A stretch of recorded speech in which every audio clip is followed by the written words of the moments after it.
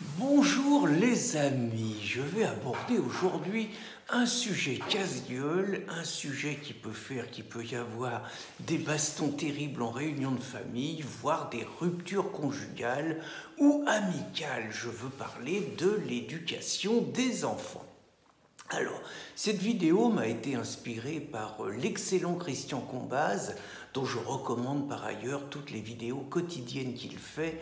Et Christian racontait l'histoire donc dans une famille d'un oncle qui était invité par son frère et tout, et l'oncle voyait finalement sa nièce qui mangeait, il y avait du saucisson sur la table, elle avait 4 ans je crois, elle bouffait absolument 8 morceaux de saucisson en commençant à les entamer, en les reposant, en prenant d'autres et tout, devant le silence totalement complice des parents. Et donc l'oncle, on devine que c'était peut-être Christian, l'oncle lui faisait juste une réflexion en lui disant que c'était pas comme ça qu'on faisait, et il en prenait plein les trous de nez par son frère, par sa belle-sœur. Il se faisait humilier devant l'enfant, qui était évidemment consolidé dans son rôle quand même pas très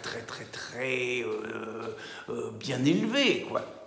Et donc il expliquait que l'oncle choisissait de quitter la table, de quitter la famille et d'aller passer ses vacances ailleurs, ce qui me paraissait un excellent choix, même si c'était le signe d'une rupture familiale. Et à travers ça, à travers cet exemple d'enfant roi, d'enfant tyran, parce que c'est quand même comme ça que ça s'appelle, j'avais envie de réfléchir avec vous sur un constat que je fais. Je ne sais pas si vous le faites vous-même.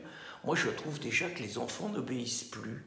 Vous voyez très fréquemment des adultes obligés de répéter 3 fois, 4 fois, 5 fois la même chose pour que l'enfant roi daigne de temps en temps finir au bout de la 5e fois par obéir, en montrant par ailleurs que l'adulte le fait chier.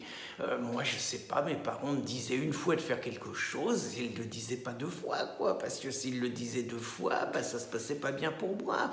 Je remarque également que les enfants interrompent fréquemment des adultes en train de parler, et que bien souvent les adultes, au lieu d'y voir une agression contre une conversation qu'ils étaient en train de mener et qu'un gamin se permet d'interrompre, les adultes, la plupart du temps, s'obligent à interrompre leur conversation pour écouter le petit gazouillis du petit trésor. Je remarque également que les enfants, de plus en plus souvent, quittent la table quand ils veulent, ils reviennent quand ils veulent, que finalement, ce qui était auparavant un repas de famille, une tradition où tout le monde était autour de la table, devient pour l'enfant une espèce de tradition de self, où il vient quand il veut, il se lève pour aller jouer quand il veut. Parfois, les parents lui disent « Ah ouais, hein, si tu quittes la table, t'auras pas de dessert. » Vous pouvez être sûr que le gamin se fend la pêche en sachant qu'il va revenir et qu'il aura son dessert.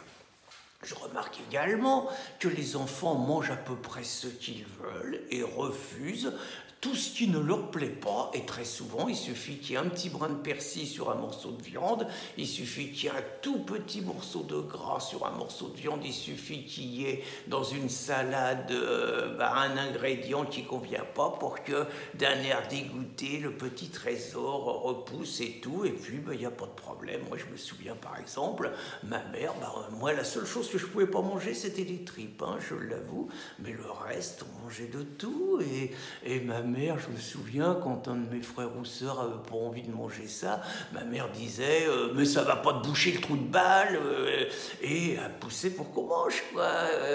Je remarque également que les enfants crient de plus en plus fort, hurlent, à la moindre contrariété, jusqu'à ce qu'ils aient satisfaction. Et le moins qu'on puisse dire, c'est que dès qu'ils hurlent, en général, ils ont satisfaction. Moi, il me semble que c'était même pas à l'ordre du jour, mais si je m'étais mis à hurler, j'en aurais pris une tout de suite et puis j'aurais arrêté d'hurler.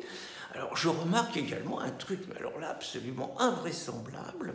Les enfants, je remarque des enfants d'1 an, 1 an et demi, 2 ans, qui se permettent de lever la main sur leurs parents, de leur taper sur la main, de leur taper. Et là, je vois ça dans des restaurants, dans des lieux publics et tout.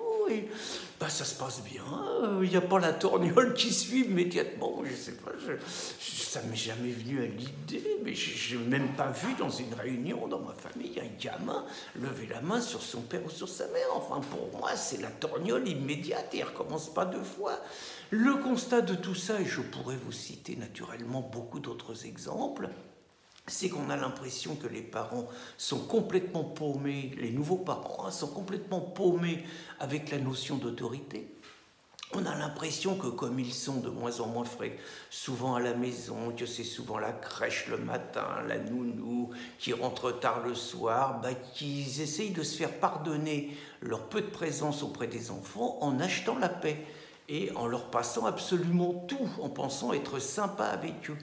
On a l'impression également que les tablettes, c'est le truc magique où chacun fait sa vie de son côté, on ne se parle plus, mais au moins le gamin, il a sa tablette, il fout la paix. Et j'ai l'impression quand même, je ne veux pas jouer les oiseaux de mauvais augure, mais j'ai l'impression qu'avec les enfants rois et la loi sur la fessée, on n'a pas tout vu les mecs, hein, parce que vous allez voir les spécialistes des droits de l'enfant qui vont se pointer dans les écoles, les gamins qui vont vous poursuivre devant les tribunaux, dès que vous allez leur interdire une tablette, dès que vous allez leur interdire un dessert s'ils ont quitté la table. Alors là, je ne vous dis pas si le gamin il vous traite de sale con et que vous lui en mettez une, alors là, ça va être les bracelets tout de suite. Hein. Donc moi, je vous avoue que cette évolution des gamins ne me rassure absolument pas. Les enfants rois, ça fait des enfants tyrans. Et je me rappelle cette phrase de Platon, hein, que je ne connais pas par cœur, mais ça donne à peu près ceci, quoi. Lorsque les pères s'habituent à laisser faire les enfants, lorsque les fils ne tiennent plus compte de leurs paroles, lorsque les maîtres tremblent devant les élèves et préfèrent les flatter, lorsque finalement les jeunes méprisent les lois parce qu'ils ne reconnaissent plus l'autorité de personne, alors c'est le début de la tyrannie. Et moi, j'ai l'impression que cette société qui veut finalement nous imposer une dictature du mondialiste se satisfait complètement d'un éclatement de la cellule familiale, d'un modèle où les enfants n'écoutent absolument plus les parents, d'un modèle où on lave les cerveaux de nos gosses avec le devoir d'accueil et le climat. Eh bien, j'ai l'impression que finalement, la dictature des adultes se satisfait parfaitement de la dictature des parents et de la dictature des enfants rois. À méditer les amis et bonne journée.